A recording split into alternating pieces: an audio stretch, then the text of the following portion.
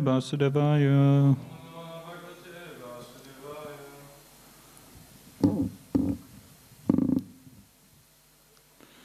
Okay, reading from Srimad Bhagvatam, Canto 1, Chapter 7, titled The Son of Drona Punished.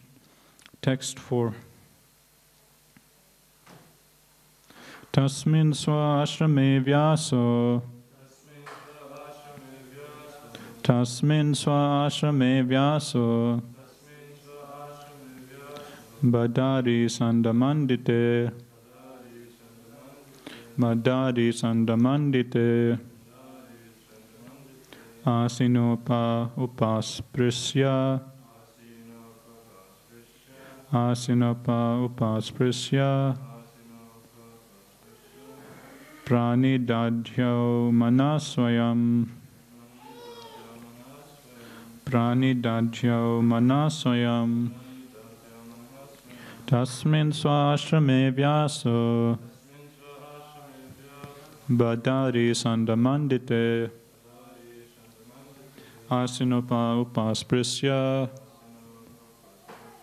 Pranidadhyo manasvayam. Tasmin swashrame vyaso. Badari sandamandite. Asinopa upasprisya. Pranidadhyo manasvayam.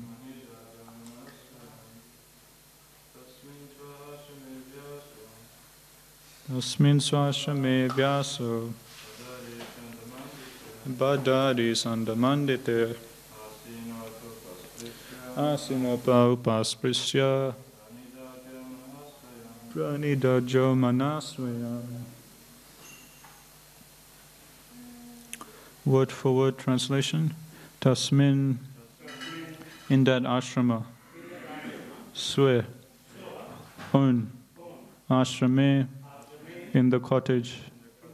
Vyasa, Vyasadeva. Badari, berry. Sanda, trees. Mandite, surrounded by. Asinaha, sitting. Apa, upasprisya, touching water. Pranidadhyo, concentrated. Manaha, the mind. Swayam, himself. Translation purport by His Divine Grace, Srila A.C. Bhaktivedanta Swami Srila Prabhupada, Srila Prabhupada Ki Jai. Translation. In that place, Srila Vyasadeva, in his own ashrama, which was surrounded by berry trees, sat down to meditate after touching water for purification. Purport. Under instructions of his spiritual master, Srila Narad Muni, Vyasadeva concentrated his mind in that transcendental place of meditation. We'll go to the next verse. Text 4. Bhakti yogena manasi samyak prani hite male apasyad purusam purnam mayam cha tadapas rayam. Translation. Thus he fixed his mind, perfectly engaging it by linking it in devotional service, bhakti yoga, without any tinge of materialism. And thus he saw the absolute personality of Godhead, along with his external energy, which was under full control. Purport. Perfect vision of the absolute truth is possible only by the linking process of devotional service. This is also confirmed in the Bhagavad Gita. One can perfectly realize the absolute truth, personality of Godhead, only by the process of devotional service, and one can enter into the kingdom of God by such perfect knowledge. Imperfect realization of the absolute by the partial approach of the impersonal Brahman or localized Paramatma does not permit anyone to enter into the kingdom of God. Yeah, I was thinking we can just go through the purport line by line, so we just recite some prayers before starting. Om Ajnana Timirandasya Gyananjana Salakaya Chaksulamritam Yena Tasmai Shri Guruve Namaha. Jai Shri Krishna Chaitanya Prabhu Nityananda Shri Advaita Gadadhara Shivasadi Gaura Bhakta Vrinda. Hare Krishna Krishna Krishna Hare Hare Hare Rama Rama Rama Hare Hare. Okay. Hare Krishna, everyone. Thank you for coming to Srimad Bhagavatam class. So, we're just starting a new chapter in the last few days. Previous chapter we saw Srila Narad Muni's instructions to Srila Vyasadeva. So, just a quick recap. Vyasadeva, after compiling so many different Vedic literatures, he was still not feeling happy, satisfied, because he hadn't written any literature which was specifically or directly glorifying the Supreme Lord. So then he was feeling dissatisfied. Then Narad Muni, he comes at the right time, and Narad Muni explains to Srila Vyasadeva, his disciple, that you haven't, you've overemphasized on everything else, overemphasized on karma kanda, in your Vedas and all these other literatures, but you haven't mentioned or specifically highlighted bhakti. So now you write a book that specifically glorifies bhakti and nothing else. And then Narad Muni, he gives a lot of wonderful verses describing the glories of bhakti. And then after that, just to drive home the point even more, he recites his own story, like he gives his own autobiography about how through this process of bhakti yoga, he went all the way from a son of a maidservant. He didn't even know who his father was. He didn't have any education. He hadn't studied, the Vedas, Shastras, nothing. So from such a low position, even though he was just a small boy, just like Prabhu's grandson, from such a position, he became Narad Muni, the eternal liberated associate of the Lord. Prabhupada calls him a transcendental spaceman. He can go anywhere he likes. He can go anywhere in the material world, and he can go anywhere in the spiritual world. He can go back and forth. So generally, either you're in the spiritual world or you're in the material world. But Narad Muni, he has the full liberty. He can just come in and out by his own will. So so in that way we see how, that way Narad Muni is showing us the power of this process of bhakti, that even though he was just a small boy, just simply through his process of devotional service, he attained such a powerful position. And how was he able to do this? He was able to do this by the mercy of the Bhakti Vedantas, the devotees who he had the opportunity to serve. So two things Narad Muni did. Firstly, he served the devotees, the Bhakti Vedantas, and he took their remnants, he took the Mahaprasad. And secondly, he heard from them.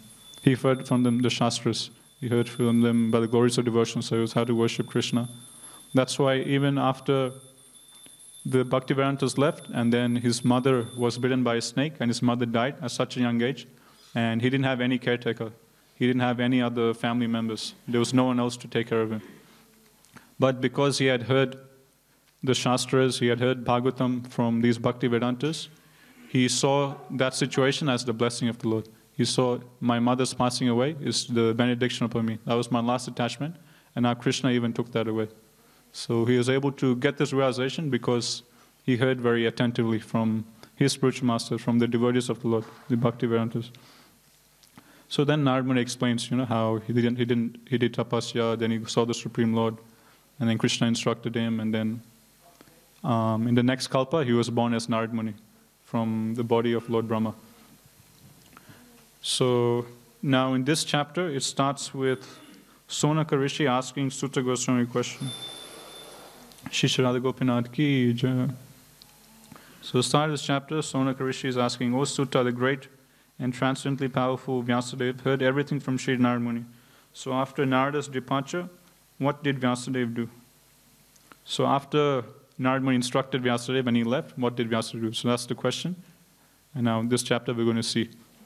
And then it's mentioned that, after Narad Muni left, then Vyasadeva in his place of residence, and he started meditating on the Supreme Lord. And yesterday we were hearing from Mahamantra Prabhu. He was explaining about the importance of doing devotional service in a suitable environment and place. Prabhupada says that in yesterday's Prabhupada, for spiritual advancement of knowledge, a suitable place and atmosphere are definitely required. So if the place we're doing devotional service is very conducive, then that will help us do devotional service more better. And it's a very simple example, like you try chanting your rhymes in the temple and you try chanting your house, in the streets of Sydney. your chanting in the temple room will be much more attentive. In the city, there'll be so many distractions. In the city, it's full of mode of passion and ignorance. You hear loud karmi music, cars will be rushing by, different people laughing, giggling, shouts and screams. So obviously the chanting won't be as effective as it would be in a temple room. So that's what we were hearing yesterday, how for spiritual advancement, if we want to make spiritual advance very quickly and easily, then we should stay in a place where the spiritual atmosphere is there. It's like a suitable place. So, and not everyone can go stay in Vrindavan, Prabhupada explained, but also this temple, Prabhupada said that all of his temples around the world, they're non-different from Vaikuntha. Prabhupada said each and every ISKCON center is as good as Vaikuntha. And Bhaktivedanta Purna Maharaj, he was saying that actually there's no difference between Vrindavan in India and 180 Falcon Street here. Just as Vrindavan is Dham, similarly North Sydney, the temple here, this is also Dham. The only difference is that in Vrindavan, if you come outside the temple, like you're in the Krishna Balaram temple, and you come outside the temple, it's still the Dham. The whole city is Dham. So wherever you go, it's all Dham. Whereas here, only while you're in the temple, it's Dham. Once you get out of the temple, go on the streets, then you're back into the material world. Back into, then Maya can immediately get you. So that's the only difference. Otherwise, there's no difference between here and Vrindavan Dham. Just in Vrindavan, the whole place is holy. Whereas here, only the temple is. As long as you're inside the temple, it's non-different from Vrindavan. But as soon as we step out onto the streets, then again, back into material world, back into Maya.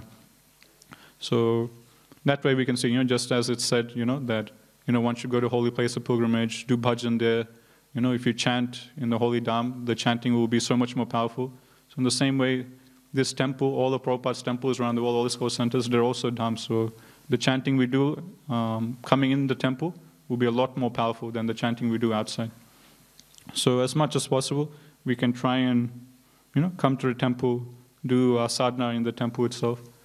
Because in the temple you see other devotees as well. So when we're by ourselves, then we're not so serious, because it's just us and we can do whatever, no one's watching us.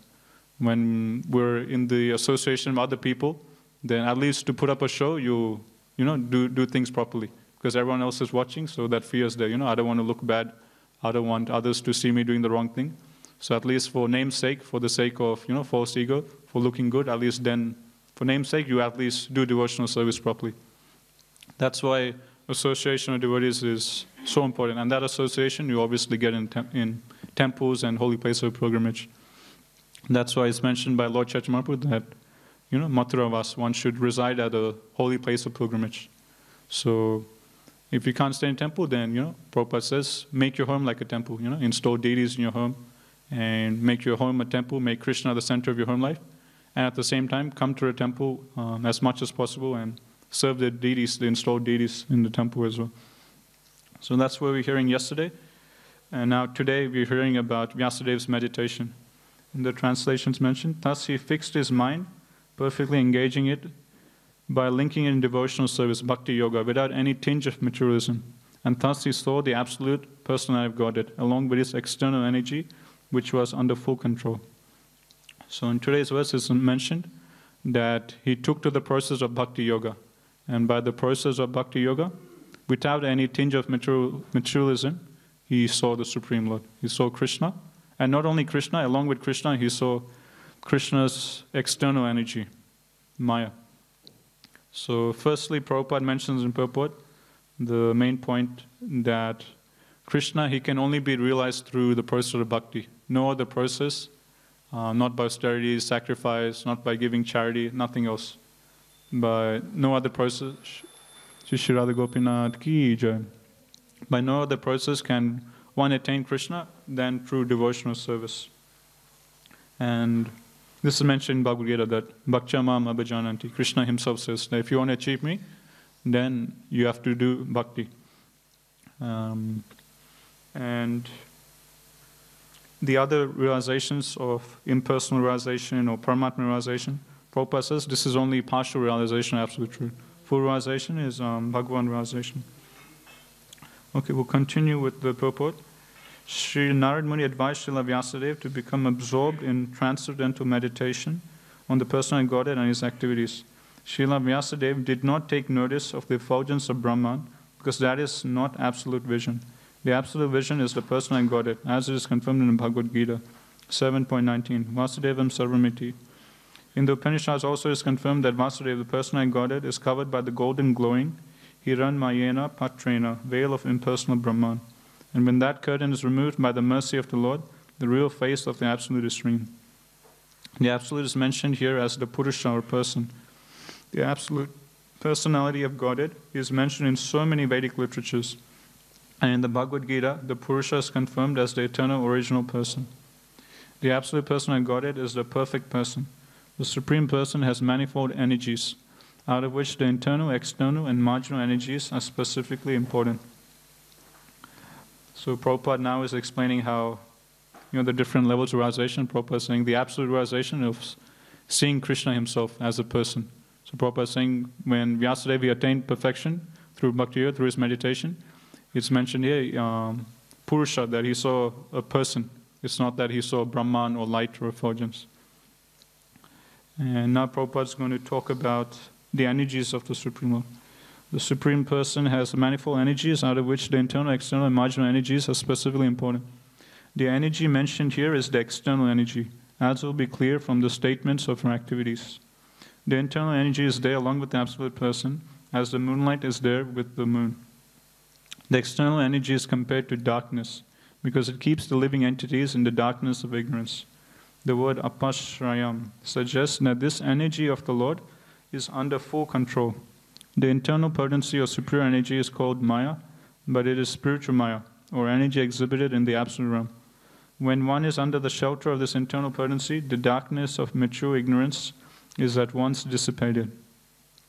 And even those who are Atmarama or fixed in trance take shelter of this Maya or internal energy. Devotional service or bhakti yoga is the function of the internal energy. It's the function of the internal energy. Thus, there is no place for the inferior energy or mature energy, just as there is no place for darkness in the effulgence of spiritual light. So now Prabhupada is talking about the external energy and the internal energy, Mahamaya and Yogamaya. So in today's verse, we're hearing how Vyasadeva, he was able to get this vision where he saw both. He saw Krishna, and along with Krishna, he saw Maya as well. And Prabhupada is giving the example that it's just like moon. You have the moon, and then you have the moonshine. The moonshine is compared to the internal energy. And the darkness, where the moonshine is not there, that's compared to Maya. And Prabhupada's saying that whenever one is under, you can only be either in one of these two. You can't be anywhere in between. So it's not, you can't be like half-half. You can't be like half in Maya and half in under Krishna's internal energy. Just like if you're in the moonlight, then you're seeing light, you're seeing everything clearly. And if you're in the darkness, you're in the darkness. You can't be like half-half. So how to overcome this illusory energy, we can discuss a bit about that. So in Bhagavad Gita, Krishna says, Devi ye sagunamai mama maya durataja ma meva ya prapajante maya metam tarantite. So Krishna in Bhagavad Gita explains that this divine energy of mine is impossible to overcome. It's insurmountable, which means by our own strength, we can never get out of her grips. She's just too powerful. We can never overcome. But, Krishna says, if one surrenders onto me, then one can easily cross beyond this mature energy. And one purport I was reading recently in Bhagavatam, Prabhupada, he gives a different translation to this verse. In this translation, Prabhupada says that one can overcome the illusory energy by engaging in devotional service. So Prabhupada is saying that surrendering unto a Krishna and doing devotional service as the same thing. So Prabhupada explains that, surrender unto Krishna is not just the sake of name. Okay, Krishna, I surrender unto you. You have to show your surrender through practical activities, So if you're really surrendered unto someone, then, you have to show it that, okay, I'm really surrendered unto you. I'll do anything you want. You want me to do this for you? I'll do this for you. You want me to do that for you? I'll do that for you. So surrendering to Krishna is shown through devotional service. That's how Prabhupada explains. So That's how we can show our love and our affection to Krishna. That's how we can show a degree of surrender. And so that way we can understand. So Prabhupada explains that, so whenever Maya is coming and attacking us, it's taking over us, and we notice that, then the remedy is that we should immediately jump into devotional service. And devotional service, it could be like anything. Devotional service doesn't mean, some physical activity like, washing the pots or sweeping. It could, like Prahlad Maharaj mentioned, Shravanam, Kirtanam, Vishnu Smaranam, the 9 different types of devotional service. Prabhupada says the first 2 are the most important, Shravanam and Kirtanam, especially Shravanam, hearing. Everything starts from hearing. So whenever we notice that, the illusory energy is creeping into our consciousness is disturbed, it could be due to anything, like you have some argument with another devotee, and like you're disturbed in your mind, anger is creeping up, or lust comes, greed comes, anything, So, or when all these anathas, we notice coming into our consciousness, that's actually the illusory energy, that's actually Maya coming to, check our progress in devotional service. So whenever we notice any of these anathas coming up, we should just follow Krishna's instructions. Krishna says that the only way you can overcome this illusory energy is by engaging in devotional service. So whenever we see these things coming, we should immediately, take to some form of devotional service. Either, most easiest is Shravanam. Either we can just chant, Hare Krishna, Krishna Krishna, Hare Hare, Hare Rama, Rama Rama, Hare Hare. So most simplest, easiest method is to just, pick up our beads and just chant Hare Krishna. And we'll notice by chanting, the mind will calm down, all those thoughts, desires will go away. Or we can, just put our earphones on, listen to some kirtan, listen to a lecture. So many different options are there. Or we can even do kirtanam, recite some slokas, some verses from Bhagavad Gita that very much inspires us. Or we can just pick up one of Prabhupada's books and just start reading Prabhupada's books. Prabhupada's book, when you read Prabhupada's books, that's also Shravanam, that's also hearing. This is all recorded, Prabhupada's chanting. So in that way, whichever process or devotional service which inspires us, which we found very helpful for us, we can immediately take shelter. Like my Guru Maharaj mentions, when Maya hits us, we should hit her back. Just like if someone comes down the street and, like when we're a little kid, they fight against each other. So if one kid comes and pushes another kid, then the other kid will naturally, hit the other kid back, punch him back, shove him, or, retaliate. So in the same way, my Guru Maharaj explains that whenever we see Maya hitting us, Maya is getting into our consciousness and reducing our enthusiasm in Krishna consciousness, disturbing our mind, then we should immediately hit Maya back. And hitting Maya back could be in different forms. We can either say, okay, Maya, you're doing this to me, now I'm going to sit here and I'm going to chant, 4 extra rounds. I'm going to sit in one display, I'm just going to chant. Or we can say, okay, Maya, you're doing this to me, now I'm going to hit you back by just reading. I'm going to sit here for 1 hour and I'm going to read Bhagavatam. I'm not going to do anything else. So in this way, when we take up this mood of fighting against Maya, then devotional service becomes fun. It's like a game and it's very fun and enlivening. So we shouldn't go to the other side where we become depressed or, all these bad thoughts are coming, anger is getting me, I'm having this anatha, that anatha, and go into depression. Rather, we should fight back. So if our enthusiasm is going low, our mind is disturbed, then we should do more devotional service. Either chant more, read more, come to a temple, associate with devotees, hear some kirtan or lecture, and that way fight Maya back. So, yes, that's the primary method, or the only method Krishna mentions, how one can overcome this illusory energy. Otherwise, it's insurmountable. Only way we can overcome is by taking shelter of devotional service. And taking shelter of devotional service is surrendering unto Krishna. And second thing I was thinking of, that sometimes, so this first thing I was mentioning is when we ourselves notice, from our, we have in our subtle, we have the intelligence and the mind. And we notice sometimes Maya is creeping up into our mind. And when we notice, our mind is getting disturbed by the illusory energy, then we fight back by doing some devotional service. The second scenario is where our intelligence is not strong enough for us to notice that Maya is taken over. So sometimes this happens that where there's certain anarthas that we have that we ourselves can't see. Using our own intelligence, we ourselves can't see these anarthas inside ourselves. And what to do then? So that's why it's mentioned in the Shastras that daily we should read the Shastras and chant attentively.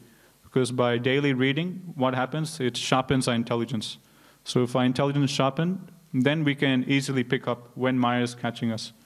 So if the intelligence is very sharp and focused, really alert, then whenever some mature desire comes into our mind, some bad thought comes to our mind, the intelligence can immediately catch it and take it out. The intelligence can immediately, inspire us to take shelter of devotional service, then we can overcome the illusory energy. But sometimes it happens that our intelligence itself can't pick up the illusory energy coming into our consciousness. So what to do then? So that's why it's mentioned in the Shastras that we need guidance from other devotees. That's why it's mentioned in the Shastras that at every stage of bhakti, we need the association of other devotees and we need guidance. Because there will be certain anarthas, certain things in our life that we ourselves can't pick up. But if we're in the association of other devotees, association with senior devotees, and we are taking guidance from other devotees, then other devotees can point out our faults that we ourselves can't see. An example, classical example of this is Bharat Maharaj himself. He was in the stage of bhava, but even at such an elevated stage of devotional service, the illusory energy got him. Maya sneaked in the form of a deer, and he started developing so much attachment for this deer that he slackened in his sadhana, he slackened in his chanting, he slackened in his service. And so much affection he developed for this deer that at the time of death he thought of the deer, and his next life he was born as a deer. So Prabhupada explains in this section of 5th canto that the problem of Bharat Maharaj was that he was all alone. He didn't have any sadhu sangha.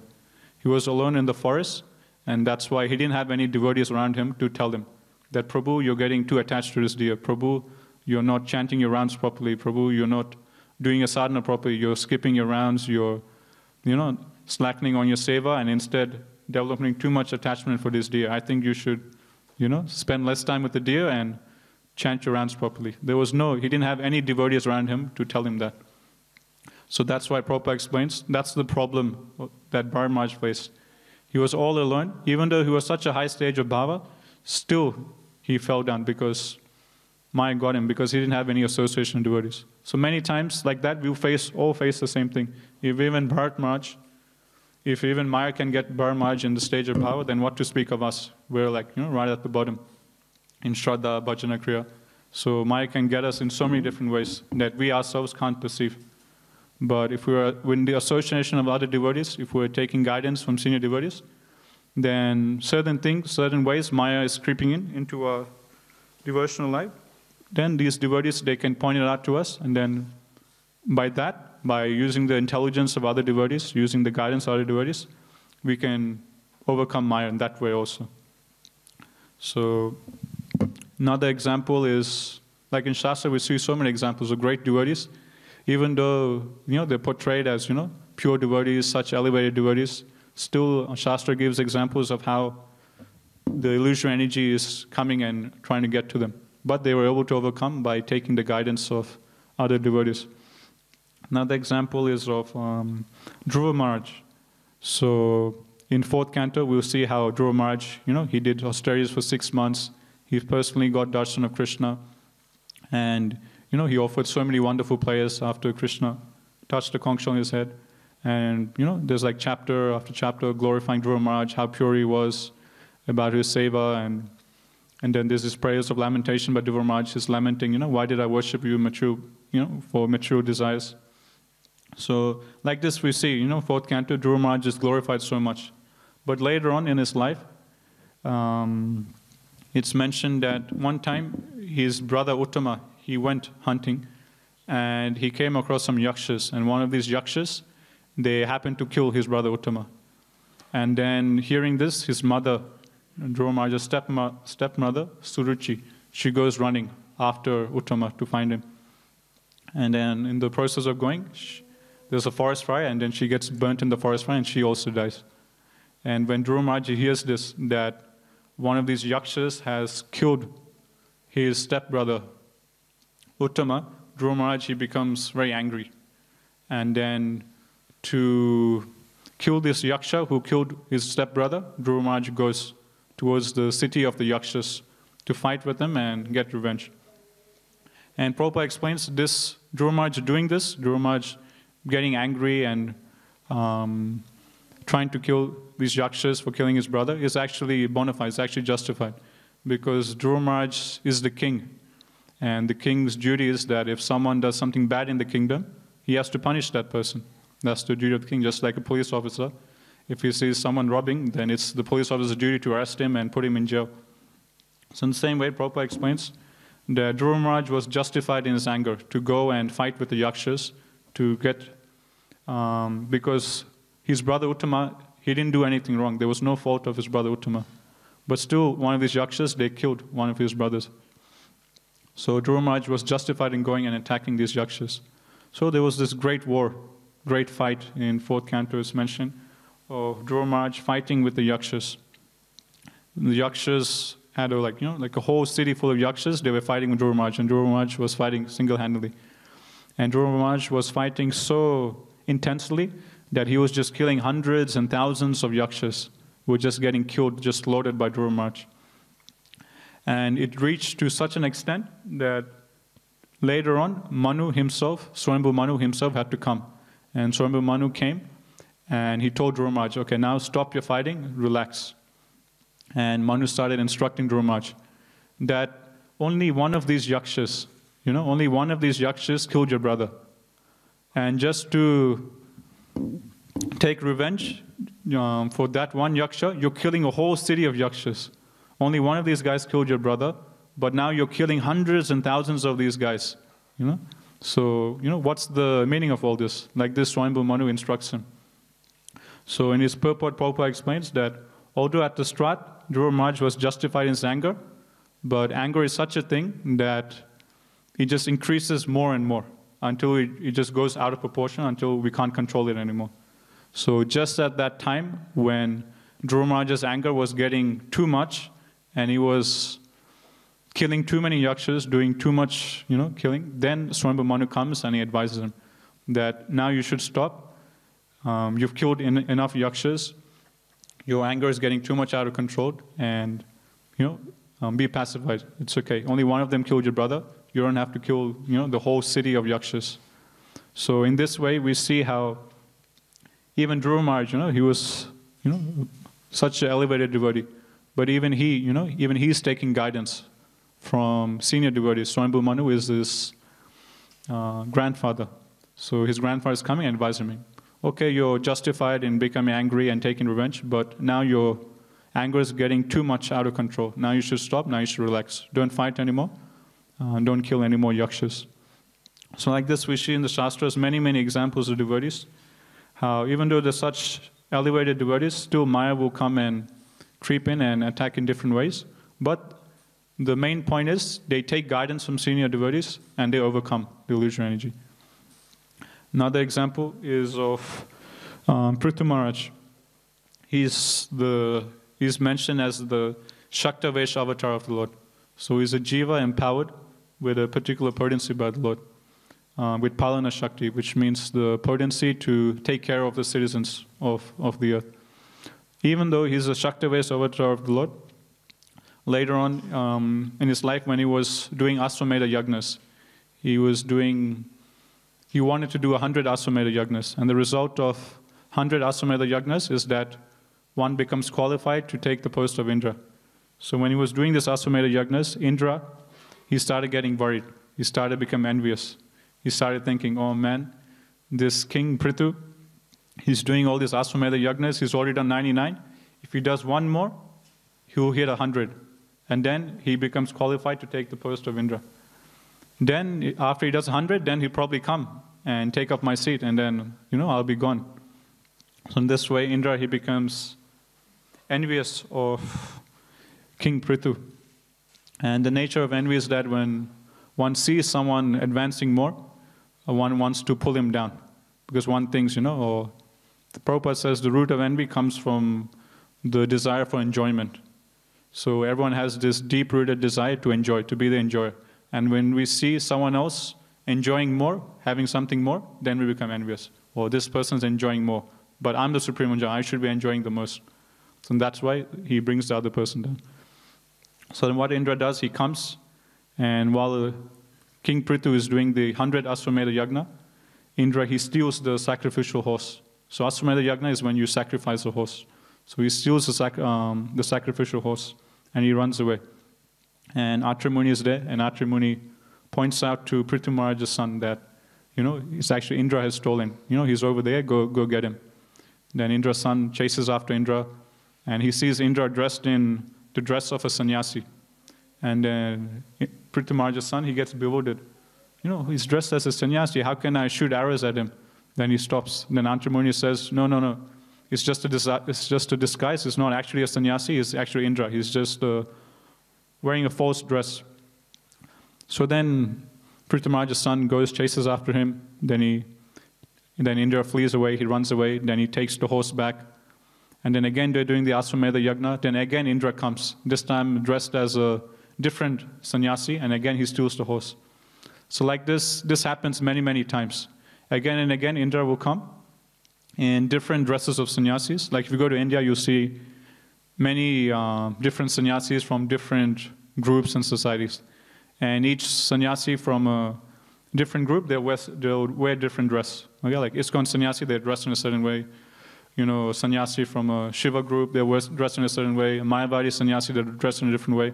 So like this, Indra, he was taking different dresses of sannyasis and coming and stealing the sacrificial horse again and again. And again and again, Prithu's son would have to go chase after him, take the horse, come back, like that. So like this, it was happening. And it's mentioned that each time Indra was doing this, what was happening was that Indra is encouraging in the future generations false sannyasis. Each time Indra was taking up the dress of false sannyasi and doing this sinful activity, like a new, like it's mentioned in Bhagavad Gita, that whatever action a great man performs, the common well in general will follow. So as a result of Indra doing all these things, like taking up false dress of sannyasi, doing sinful activity, Bhagavatam explains, because of this, in the future, there will be many common men will also follow this, and common men will take up the dress of a sannyasi and do many sinful activities. There will be many false sannyasis in the future. So, like this, it was happening. And then finally, King Prithu, he got angry, and then, now I'm going to kill this guy. And King Prithu, he got ready to kill Indra. And then the Brahmana says, no, don't kill him, because in the sacrifice, if you kill anyone in sacrifice, then the sacrifice will be stopped. You can't perform anymore. So the Brahmana says, don't worry, instead we'll take care of him, we'll chant some mantras, and then we'll push Indra to the fire, and then Indra will be finished. Then at that moment, Brahma comes. And Brahma tells Prithu Maharaj, tells the Brahmanas, don't kill Indra. Don't do this. And then Brahma, he starts instructing Prithu Maharaj. He starts telling Prithu Maharaj that, why are you so, just do 99 and be satisfied with 99 Ashwamedha Yagnas. Why? Because Indra is envious of you. Okay, you're spiritually advanced, and what can you gain out of doing this Ashwamedha Yagnas? It's just a karma kanda activity. For you, devotional service is important. So just focus on that. And Indra, he's of a lower consciousness, so let him go.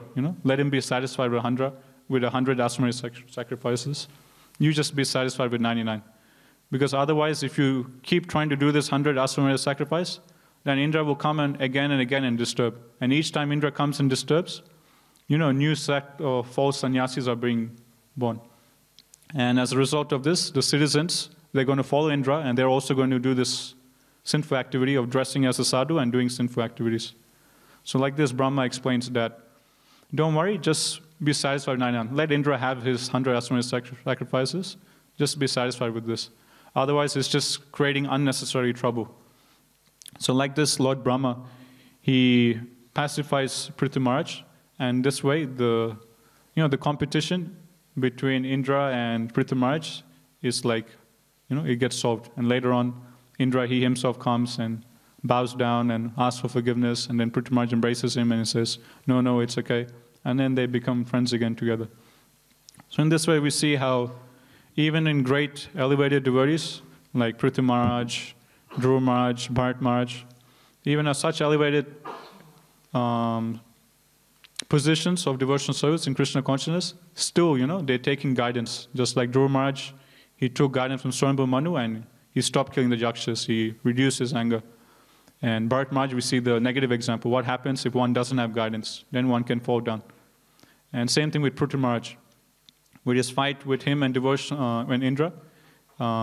If he didn't take Brahma's guidance, then he would have killed Indra, which would have been a great disaster. Brahma explains that Indra is one of the parts and parcels, primary, demigods, and he's doing so much service for Krishna.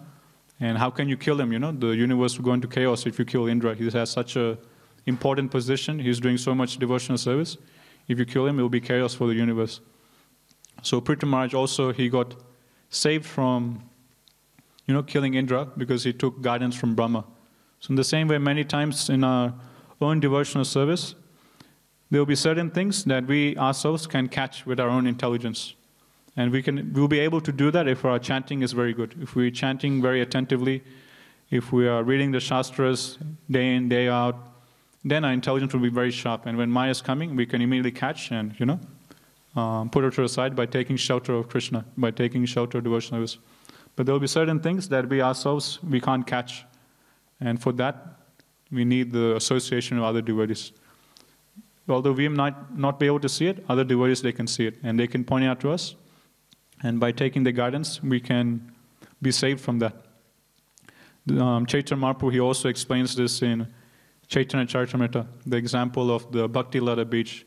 So one gets the seed of devotional service by the mercy of Guru Krishna. Then the way to make the seed grow is by watering the seed. And the watering process is compared to, chanting, Shravanam Kirtanam, hearing and chanting about Krishna, chanting the holy name, reading Bhagavatam. By doing this, the seed grows into a plant, and it's growing and growing. And Chaitanya Mahaprabhu explains that one point soon weeds will start to grow along with the tree. So as the tree is growing, the plant is growing, certain weeds, they will start growing along with the tree. And certain weeds, we ourselves can see, okay, this is a weed, okay, I need to chop this weed off, chop that weed off, we can see with our own intelligence. But Chaitanya Mahaprabhu mentions there will be certain weeds that we ourselves, we can't see. We think the weed is actually part of the tree. So just like you're gardening and you're growing, let's say like a rose bush, and certain things are growing, you notice, okay, this is a weed, I need to chop this part of the tree off, it's just a weed.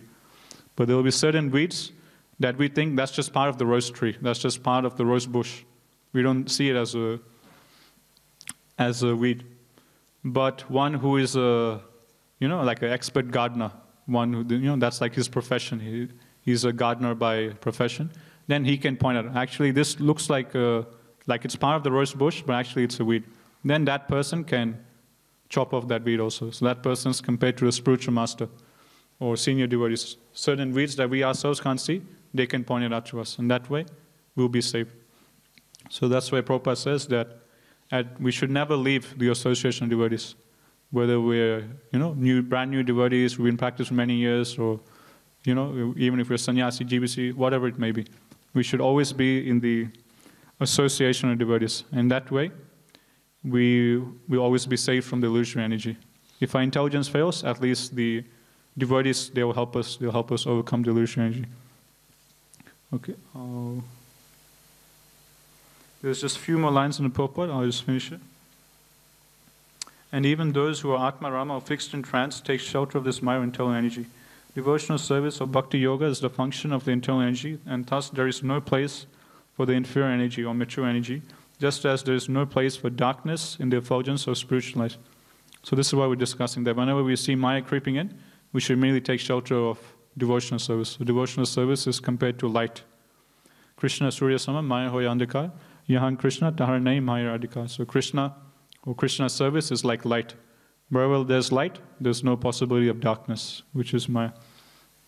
Such internal energy is even superior to the spiritual bliss attainable in the conception of impersonal Brahman. It is said in the Bhagavad Gita that the impersonal Brahman effulgence is also an emanation from the absolute personal God, Sri Krishna. The Parama Purusha cannot be anyone except Sri Krishna himself, as will be explained in the later slokas. Okay, we'll stop here. if there's any questions or comments, anyone have? Yes, sir.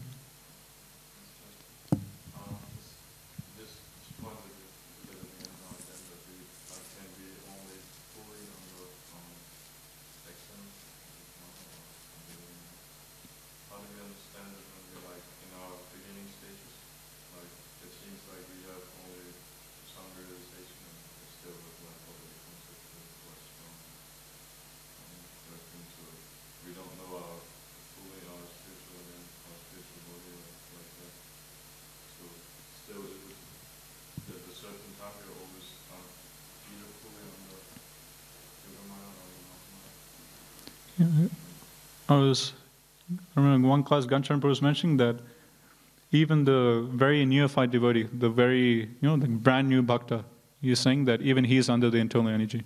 So as soon as one takes up the process of devotional service, it could be, just like your first day and you're just chanting, then immediately you're under the internal energy.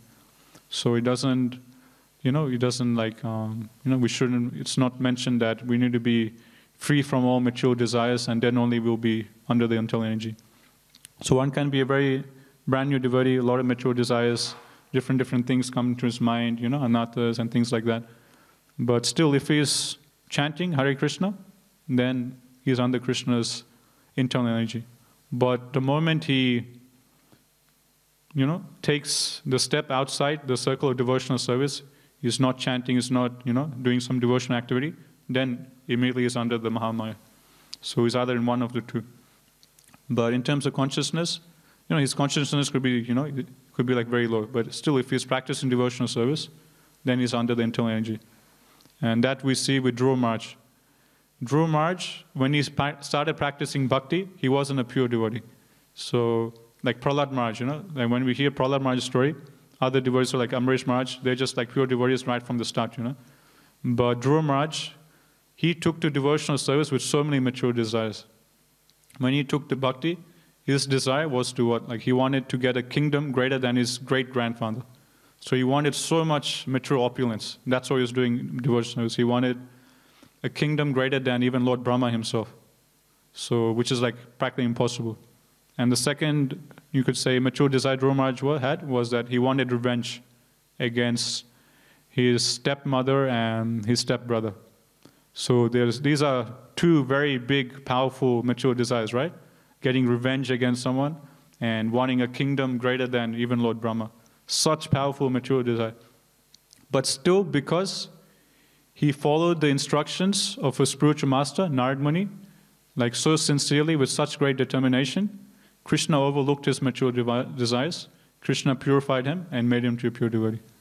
So right from the start, whether we have mature desires or we have this anatta, whether we're in the bodily concept or not, if we just practice the process, just chant and read, we're immediately under the internal energy. And Krishna will slowly purify us. And that's what we see with Dhruva Maharaj. Even though he had these big mature desires, because he just followed the instructions of spiritual master, he just took sincerely the process, those mature desires were just eradicated from his heart.